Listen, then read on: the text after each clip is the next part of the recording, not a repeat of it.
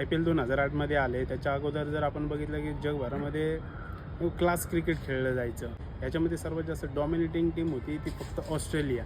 त्यांच्या व्यतिरिक्त जेवढे टीम्स होते ते सगळे क्लास क्रिकेट खेळायचे. 4मध्ये धोनी आला. धोनीने भारतामध्ये डॉमिनेटिंग क्रिकेट सुरू केलं आणि त्याचा फरक मोठ्या प्रमाणावर आज 2025मध्ये सुद्धा भारत डॉमिनेटिंग बनलेला आहे जगातला. तर आपण IPLच्या हिस्ट्रीमध्ये बघतोय जो सर्वात भारी प्लेअर असेल त्यालासुद्धा किती किंमत मिळते, जो काल नवीन आलेला आहे त्याला किती किंमत मिळते, आज एखादा फॉर्मला असेल तर तो पुढे असेल का नाही याची गॅरंटी नाही. फरक हा सांगायचा आहे मला. जो आपण क्लास क्रिकेट बघत होतो तो जंटलमॅन गेम होता. IPLमध्ये जंटलमॅन असं काही दिसलं नाही, दिसलं फक्त बिझनेस. आला प्रश्न धोनीचा. तो भारताला रिप्रेझेंट करत होता इंटरनॅशनल लेवलला. त्यांनी मोठमोठ्या ICCचे ट्रॉफीज आणल्या. वयाच्या 35मध्ये जो आयडल एज असतो त्यांनी तिथं कॅप्टन्सी सोडून दिली. 39व्या वर्षी त्यांनी इंटरनॅशनल क्रिकेट सोडून दिलं आणि आत्ता तो 43 वर्षाचा आहे.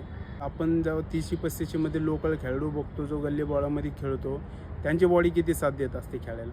जो गेली 20-25 वर्ष झाली क्रिकेट खेळतोय म्हणून तुम्ही अजूनही फिनिशची अपेक्षा करता का? मग त्यांनी रिटायरमेंट घेतली का नाही, मग त्यांनी कशाला खेळतो? मी तुम्हाला पहिलंच सांगितलं IPL हा बिझनेस खेळ आहे. हा त्याच्यासाठी पण बिझनेस आहे, चेन्नईसाठी पण बिझनेस आहे, मुंबईसाठी पण बिझनेस आहे, RCBसाठी पण बिझनेस आहे, सर्वांसाठी बिझनेस